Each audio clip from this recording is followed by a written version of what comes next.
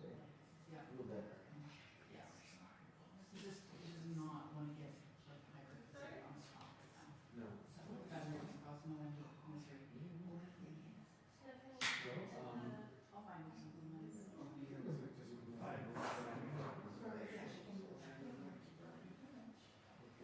Oh, they've been in this room for like, it's like they're trapped in the parking meter. I mean, it's the same reason for this. What's in this one? Because they just changed, like, they took out meters. We can start at least.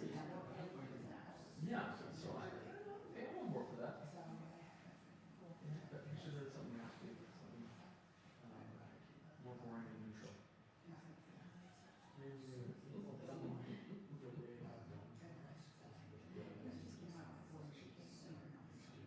Yeah. Oh, are they watching? Well, you know what? He should wherever he wants then, and I'll make him sing it. That's Not a good make him, question. encourage him to sing it. You know where that's. Yes, you're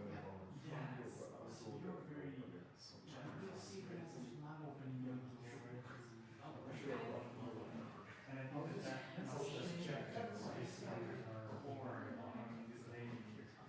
And even now, when she's beautiful, and really tells you. Good. It was funny because she said you agreed with me. You agreed with me. That means you're. You're nice to me. Yes, exactly. That's all I was behind you. That's sound more like I get up and I say, but I was so close to you. yeah, of course.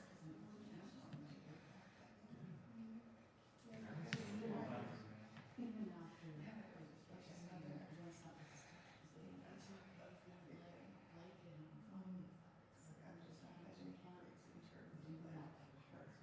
No, I can see that.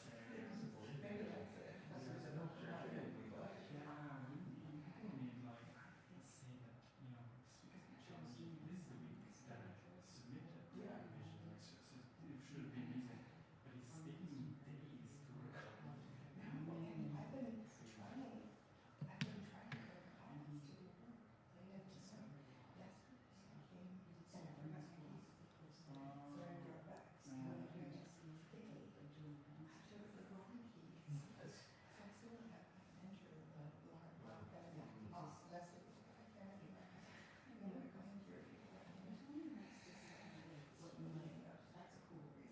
Of course. But it's just these that keep Keep at it like that. saying, Two. like, Yeah. Something like that, yeah. I'm getting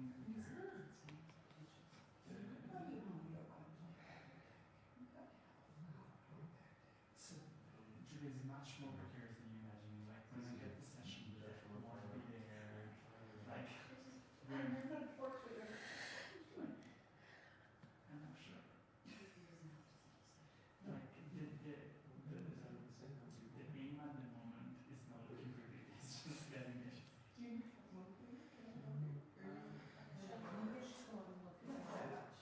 No. You want us to go and find your people?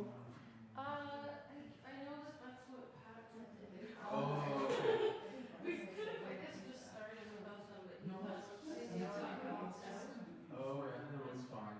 Yeah. sometimes it's not there, it's just really like, Yeah, this is a It is a hidden little room. I can come back boxes. And that's me myself, kind of like an or I ask my friends and there could be years. Yeah, Oh, yes.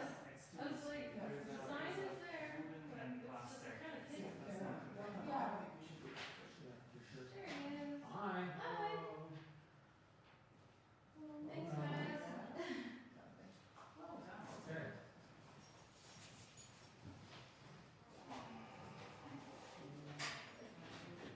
Oh my god, this light is so bright.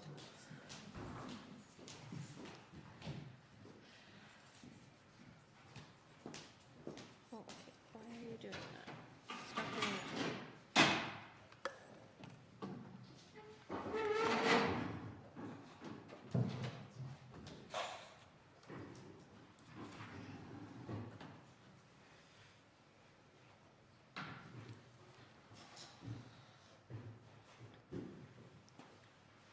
Good.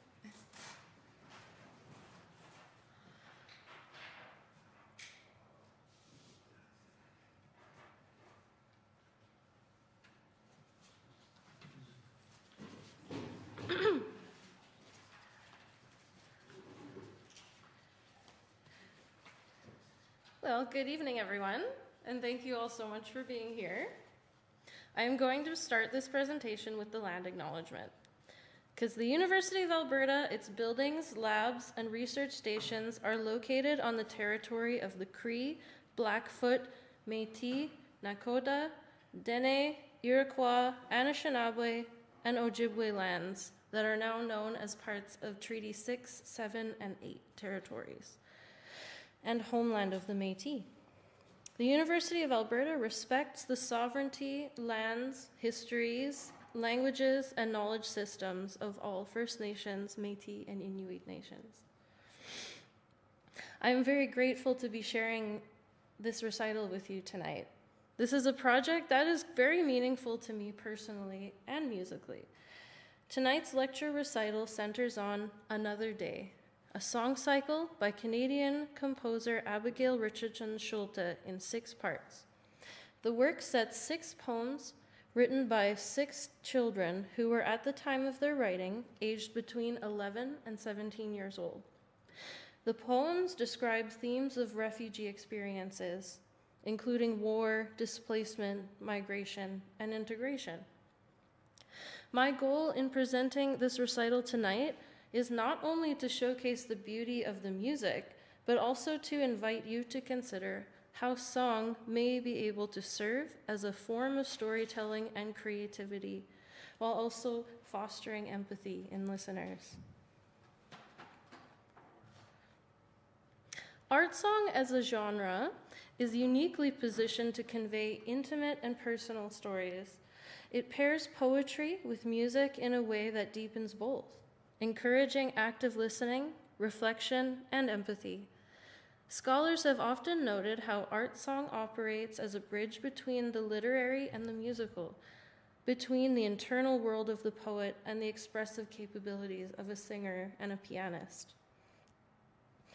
In recent decades, Canadian composers have engaged with questions of identity, language, landscapes, and cultural pluralism, which has expanded the genre in some pretty powerful ways.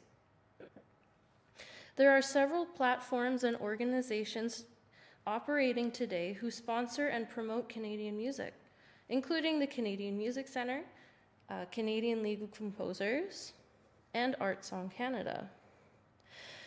The Canadian Art Song Project, which commissioned tonight's work, Another Day, I think plays a pretty important role in this national conversation. It was founded in 2011.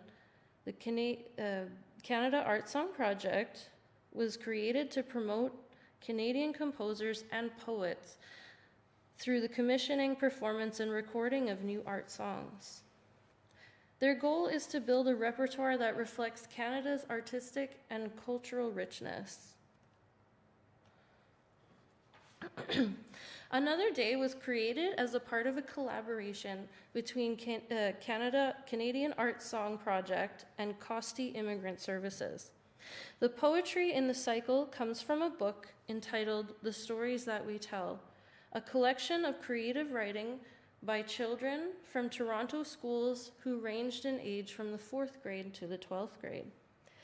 Abigail Richardson Schulte was born in Oxford, England, and moved to Canada at the age of 5 years old.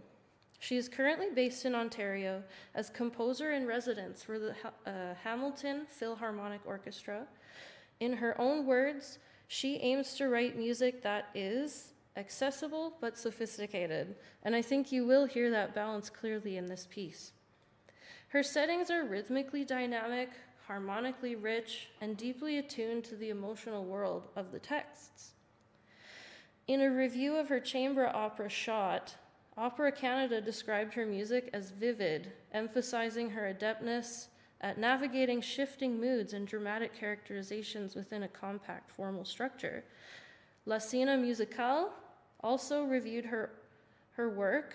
Her orchestral adaptation of The Hockey Sweater referred to it as a hugely successful surprise and noted that the score told its own story.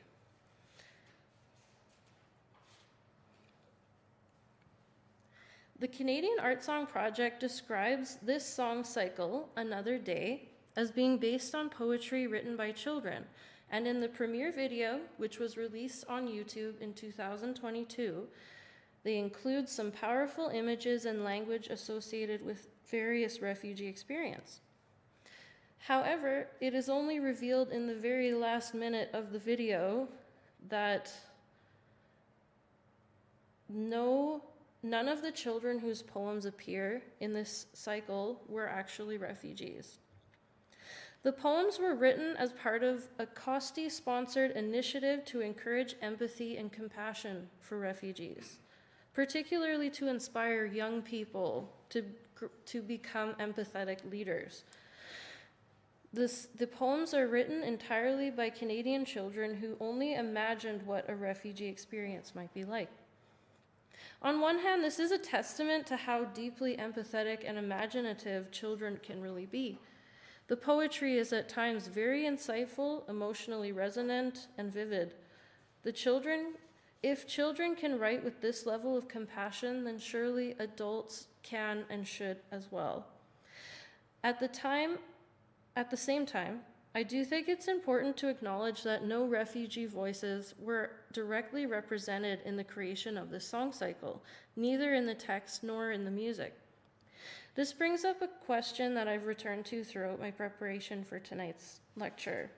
Who is actually the intended audience for this work?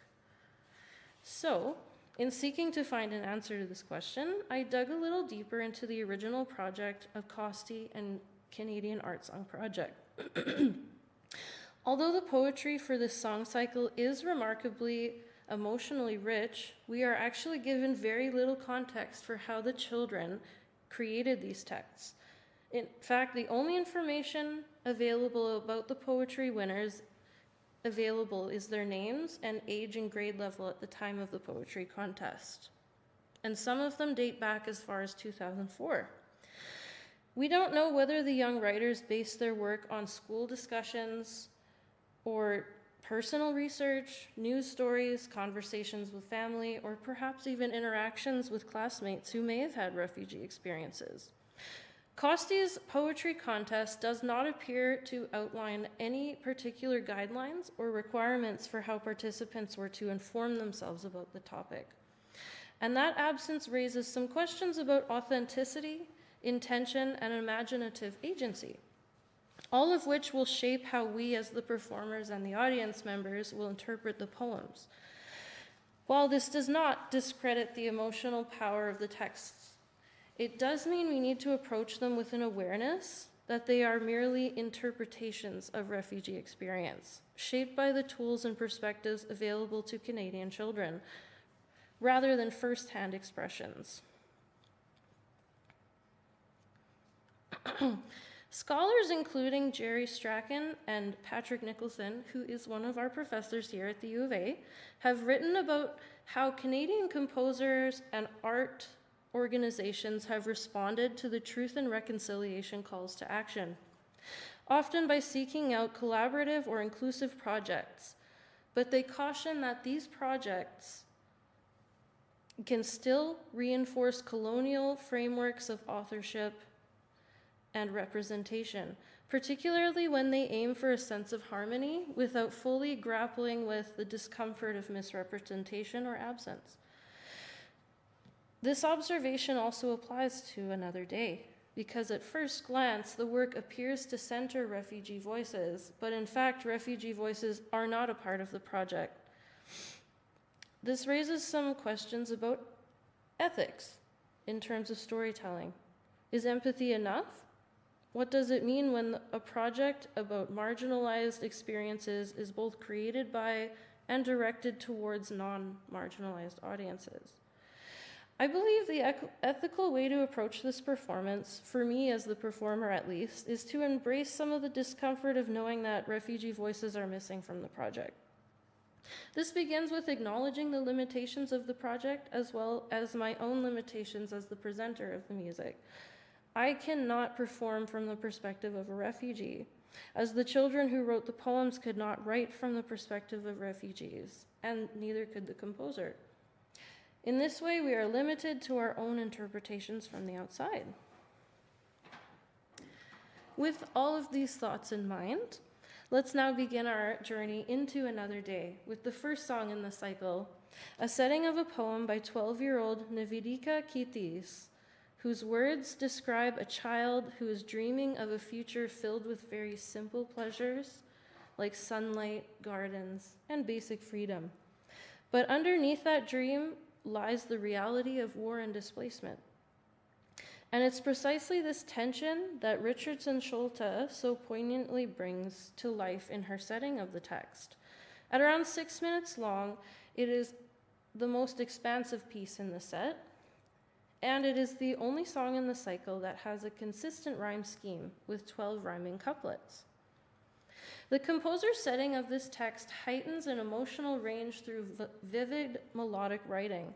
Phrases including, "When you have set me free," or "Once I have been set free," soar dramatically in the vocal line, emphasizing this child's yearning for freedom. These hopeful moments stand in sharp contrast to the darker reflections on the present suffering. For example, at the line, "Not now, it isn't over yet." Both the vocal and piano lines shift to a minor sonority and a less lush accompaniment texture. In this moment, the composer introduces more stark harmonies, almost as if to mirror the emotional weight of the words. When I will fly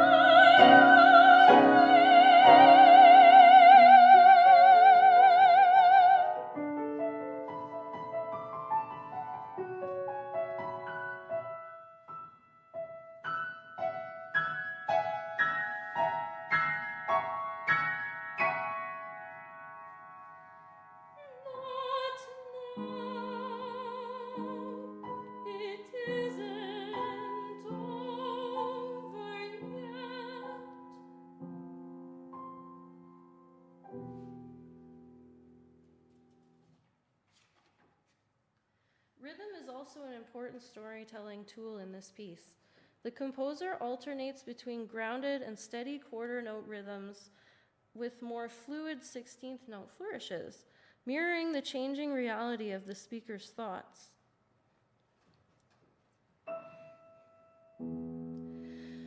I will grow tomatoes when you've set me free.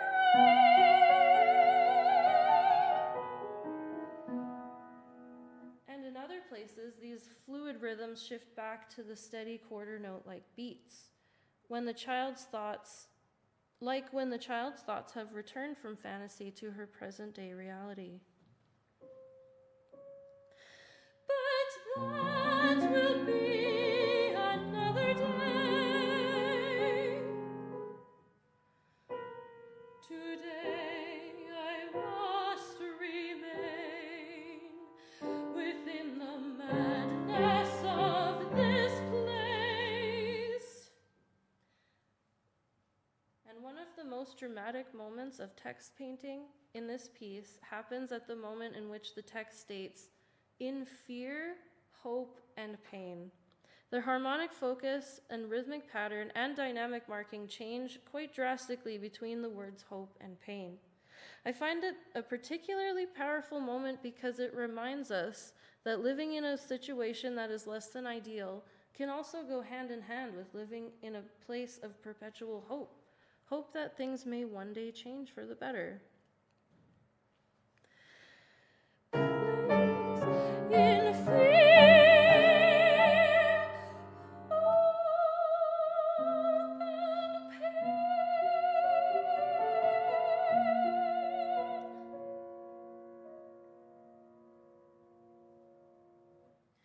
In the last moments of this piece, the child is reminded that she actually does not have the power to change her situation through her own efforts. Rather, she must wait for someone else to change her situation for her, as is stated in the final and the titular line of the poem. "I must sit out my time as I have done for all these years, for someone else's work." At this moment, there is a chiming in the right hand of the piano, which imitates the sound of a bell, reminding us about how slowly time can feel like it's moving as a child. Shannon and I will now perform the first movement of this song cycle, Someone Else's Work.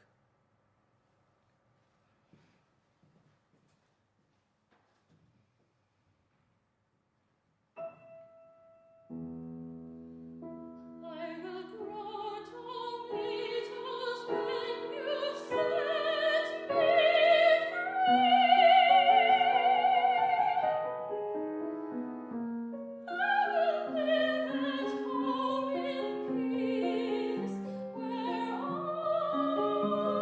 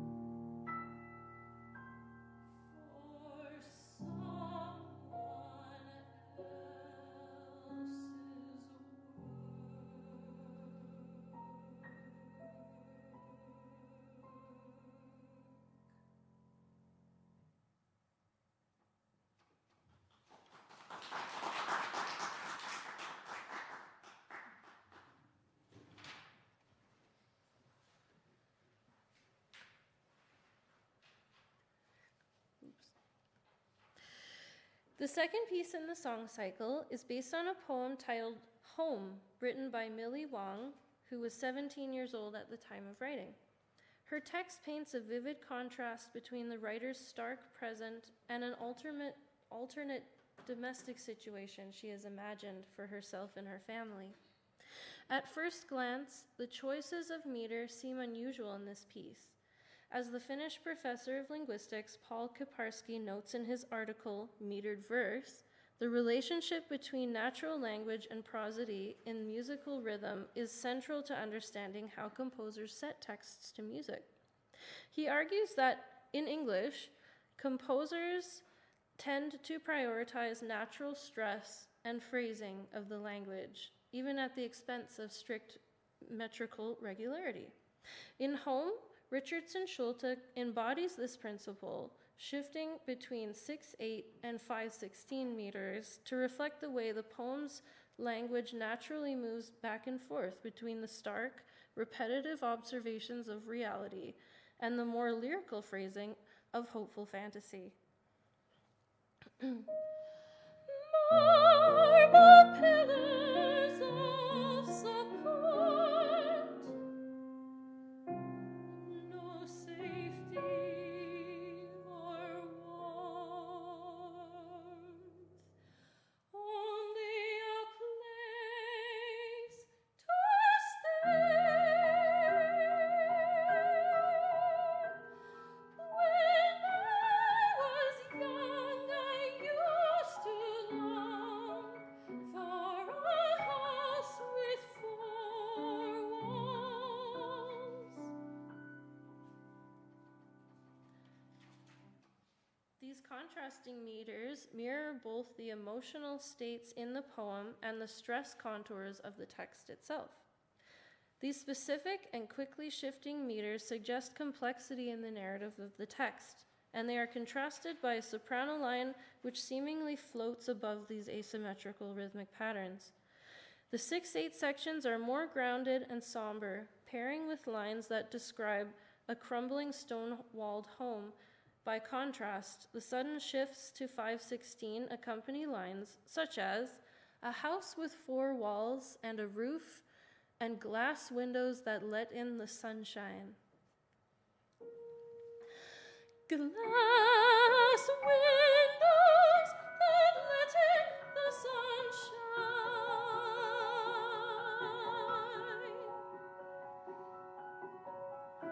Sunshine.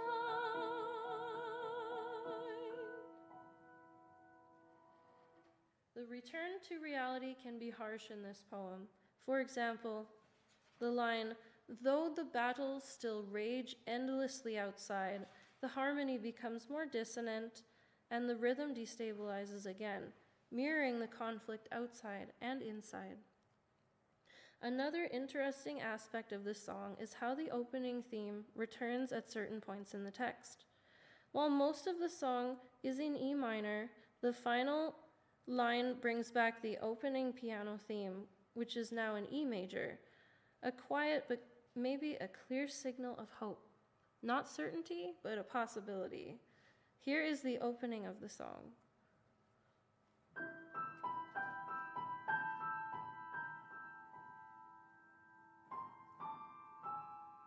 And then closes with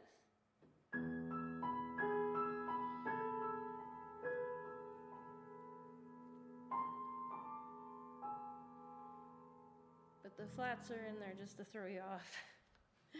We will now perform the second movement of this song, Home.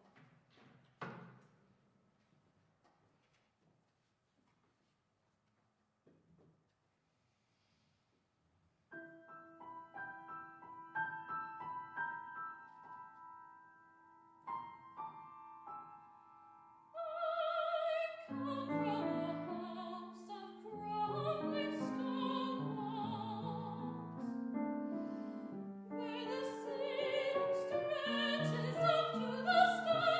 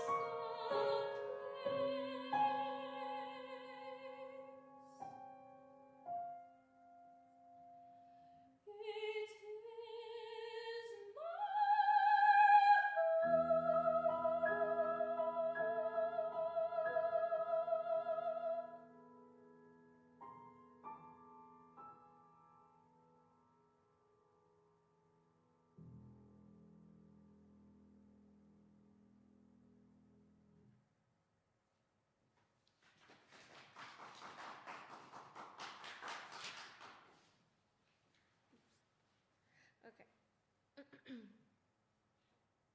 The relationship between the vocal line and the piano line is unique in the third movement, the comparison, which is set to a poem by 11-year-old Michael Sirocco.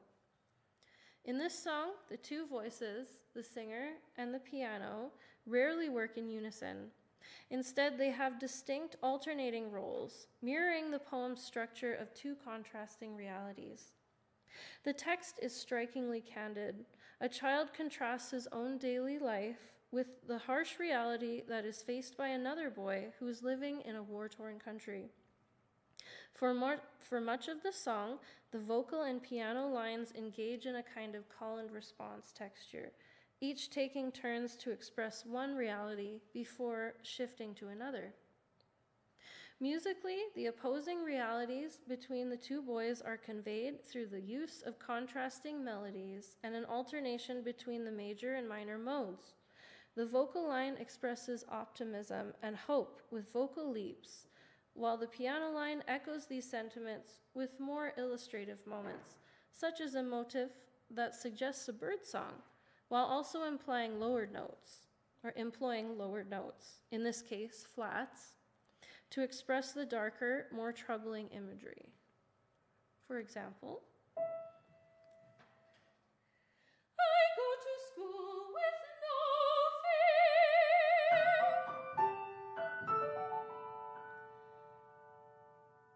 He goes to school in fear of the secret.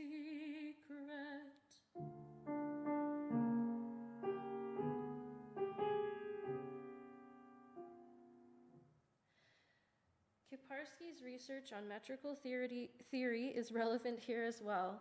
In the comparison, we see how empty beats, moments when the text pauses, or when the musical phrasing provides an implied rhythm.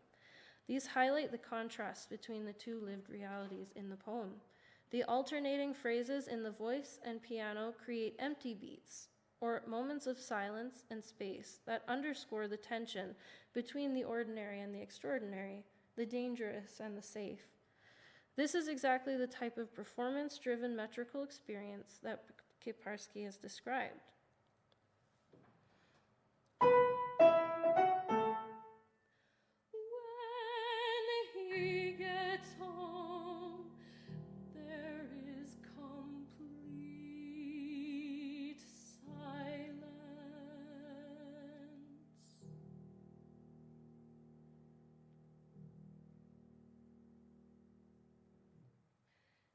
The performance of the music is key to realizing the metrical structure of the poem.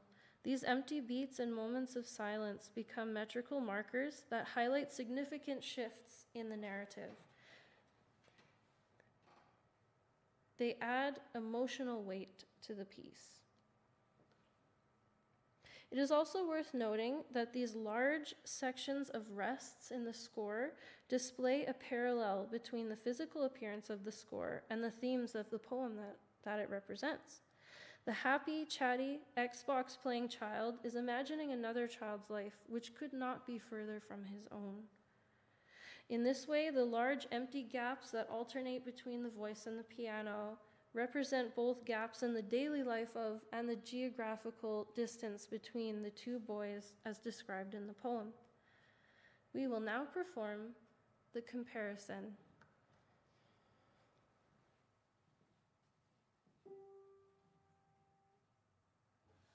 I wake up to the short chirps of birds.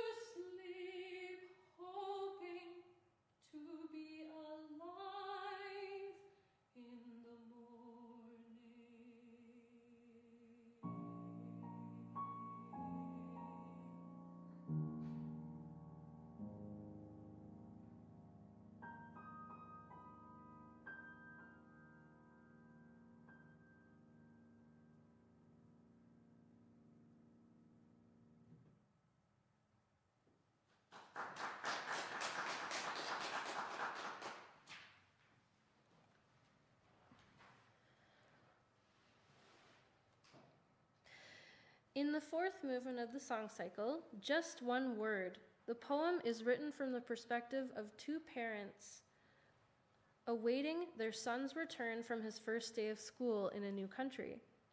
The text and the music captures a whirlwind of doubts and anticipation. Throughout the opening verses, the piano mirrors the parents' anxiety as they ask silent internal questions. Is he okay? Was coming here right? The accompaniment ripples with restless, unsettled harmony. The piano accompaniment resists tonal stability, shifting unpredictably between harmonic areas, reflecting the parents' emotional turmoil and uncertainty. In this part of the score, there are sharps in one hand and flats in the other, as well as shifting tonal groupings. We wait tense for him to tell us how it was. He gives a happy smile and says simply, good. When the boy finally returns and utters this single word, good, there is a dramatic change musically. On the line, he fits right in, and for this we beam. The harmony finds a moment of clear grounding in D-flat major, which is a contrast to the instability that precedes it. It's as if the music itself is breathing a sigh of relief. He fits right in, and for this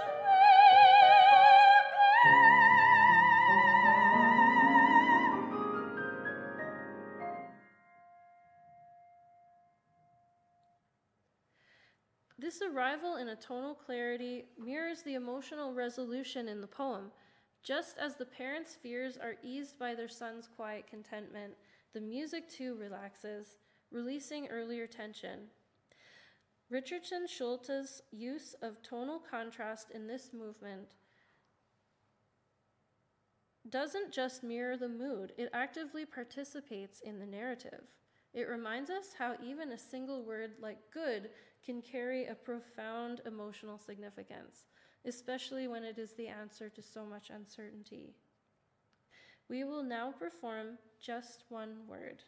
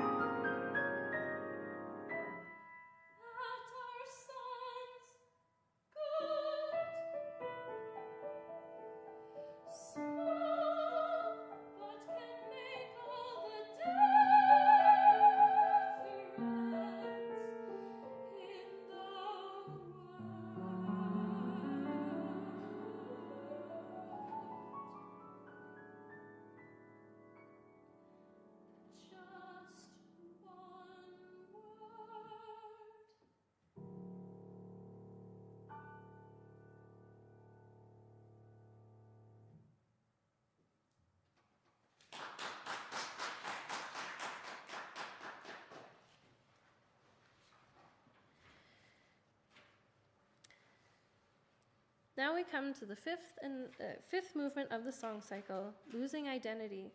This is one of the most emotionally charged pieces in the set, and one of the most musically dynamic as well.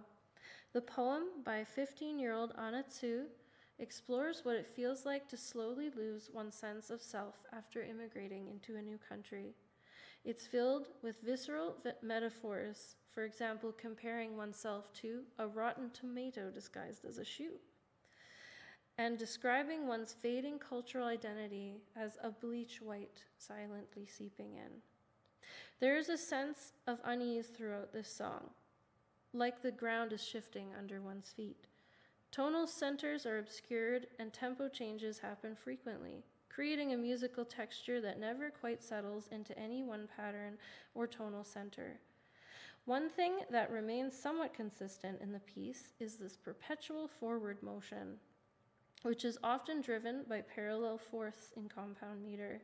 These portions of the piece are reminiscent of the early songs of Violet Archer. In her doctoral dissertation on the songs of Violet Archer, Christina Alexander Luna discusses how her use of motion as well as melodic variation contributed to Archer's unique style as a composer and an output of songs that were challenging for singers to perform. I see this also in Abigail Richardson Schulte's compositional style, in particularly the ways that she uses melody, rhythm, and harmony and accompaniment to illuminate the texts of these poems. The subject of this poem writes about feeling trapped, out of place, and forced to fit in. These harsher moments contrast with softer moments when the poem describes fond memories. For example, when the poem references a once comforting current carrying countless colors, the piano line becomes momentarily smoother, more lyrical, and the harmony more tonally stable. It's as if the music is remembering something lost.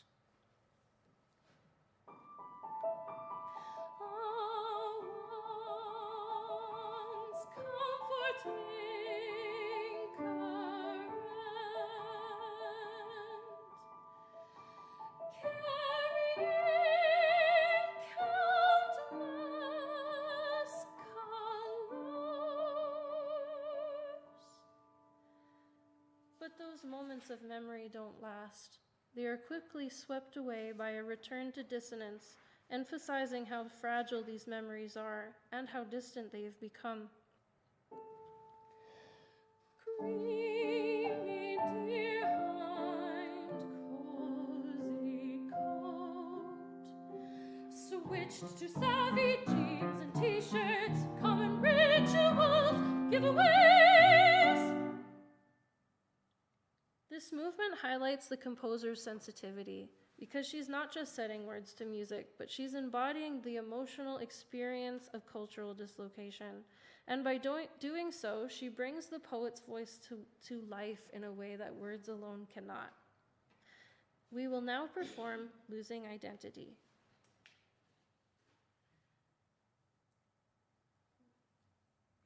Oh, yeah, sorry. I'm going to have a drink.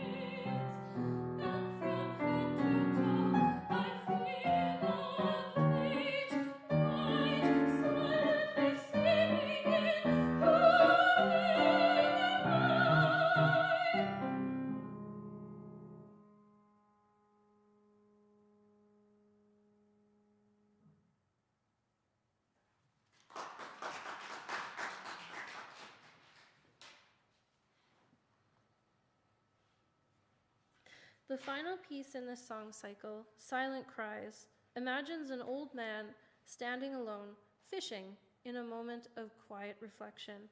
But his mind is flooded with memories, very painful memories he had been suppressing for a long time. Although the poem doesn't specify the events that shaped this man's life, the composer's music fills in the blanks, painting his emotional turmoil. Haley Colin's 2020 thesis on Juliana Hall's song cycle, How Do I Love Thee, outlines a number of techniques that illustrate how music can serve poetry that contains emotional shifts, such as this poem. Richardson Schulte, while stylistically distinct from Hall, engages in similar techniques, especially in her manipulation of melodic variety, phrase shaping, and harmonic color to reinforce textual imagery. A key moment in this song comes when the man's struggle is mirrored by the image of a fish desperately trying to escape from his hook. The fish's fight against his line symbolizes the man's own struggle and battle against forces of oppression that he faced in his youth. The shifting tonalities in the piano, paired with the dramatic leaps in the vocal line, give life to this struggle. For instance, in the phrase, blind from the propaganda of strong powers, the vocal line leaps down an octave, as if crying out in desperation. This leap captures the essence of a silent cry, as the title suggests, an emotional expression that echoes the suffering of those who are silenced by oppressive regimes. Blind from the propaganda of strong powers, dead from the piercing lies. This moment of intensity contrasts with another line in the poem, but also mute, having no voice. Here, the piano shifts from its energetic triplet pattern to a more somber rhythm, playing half-note chords that emphasize the emotional weight of the line. The change in rhythm, felt tempo, and texture highlight the man's sense of helplessness, remembering a time when he was stripped of his agency and his voice. But also mute,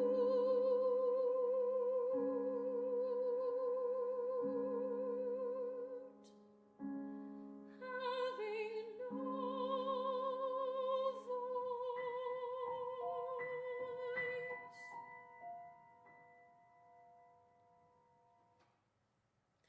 Towards the end of this piece, the man releases the fish, symbolizing his own release from the past. The fish was once caught up in the man's grasp and is now set free. This moment is accompanied by a powerful musical gesture as the vocal line repeats the phrase, a joyous cry of freedom. The composer emphasizes this cathartic moment by allowing the voice to soar up to a B-flat 6 in an emotionally charged climax that represents the man's newfound sense of liberation and the reclaiming of his voice. We will now perform Silent Cries.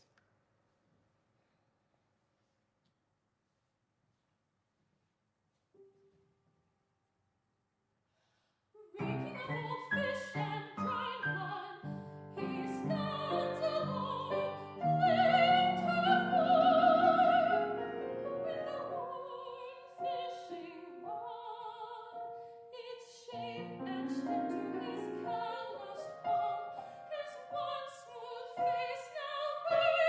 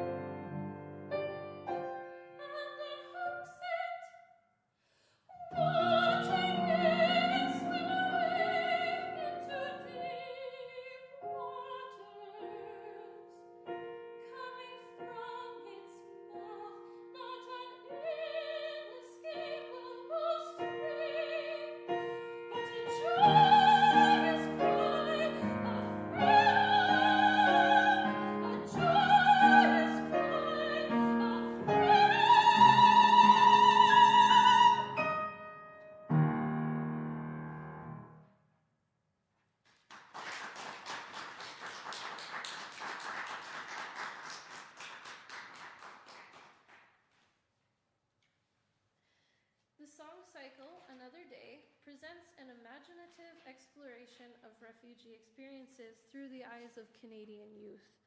Each poem, though not written by refugees, reflects an attempt to empathize with the lives that are shaped by war, displacement, and cultural transformation.